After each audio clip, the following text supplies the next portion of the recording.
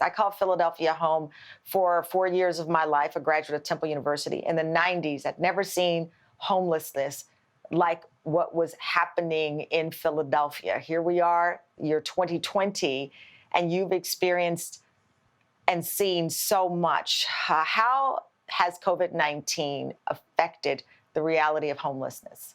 Well, thank you for having me on the show, Ms. Hall. First and foremost, most people who are homeless are living in congregate settings. They're living in shelters. They're living in close quarters. They're eating together. They're sharing bathrooms. Their cots or their beds are usually in close quarters. And that has made it, of course, over the last 8-9 weeks, very difficult for shelters throughout the country to adhere to social distancing and to ensure client safety. Now, having said that, it's not impossible, of course. There are many measures that can be done and many that we've done and that our partners have done.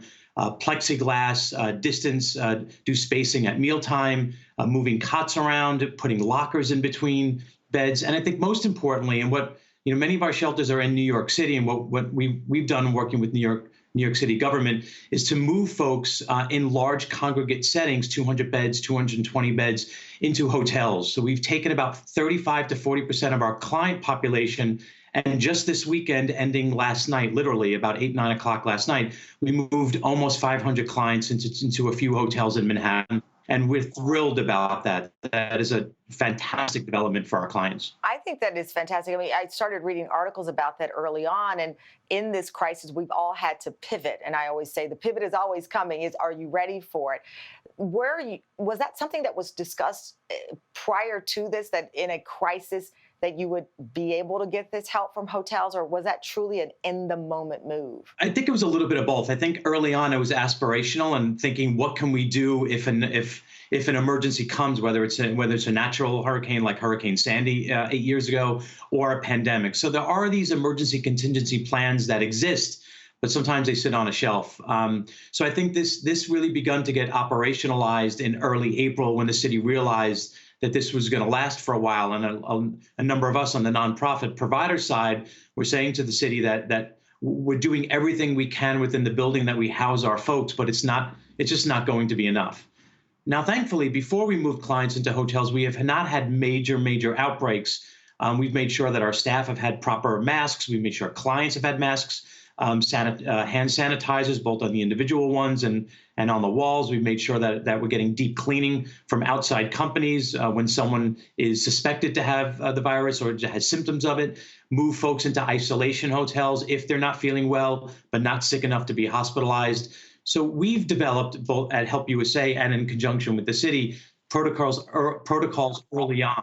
Daniel, there's a fear that we could see a surge of COVID-19 cases in the homeless population. How do you get people to understand that this impacts all of us? I refer to the homeless as our neighbors because we have to walk past these people. We know that they are in our communities. They're on our way to work. We see them, especially in big cities.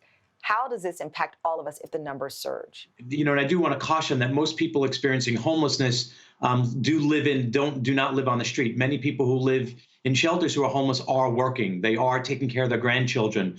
They are parents. They're visiting their children. They're living their regular lives. For people who are unsheltered, and that is a small percentage, it's absolutely heartbreaking. We see the pictures of people on the subway. We see the pictures of this kind of destitution in this very wealthy country. And getting folks indoors, safely indoors, is the best way to go, for sure. To your point about most people being people who have jobs, but they don't have shelter, the stimulus checks are being mailed out. What happens to those who don't have shelter but have jobs, file their taxes? Are they completely left out? It's a great question, and I think it depends. There are organizations out there that allow for people who don't have a mailing address to use their mailing address. And there are people on the street.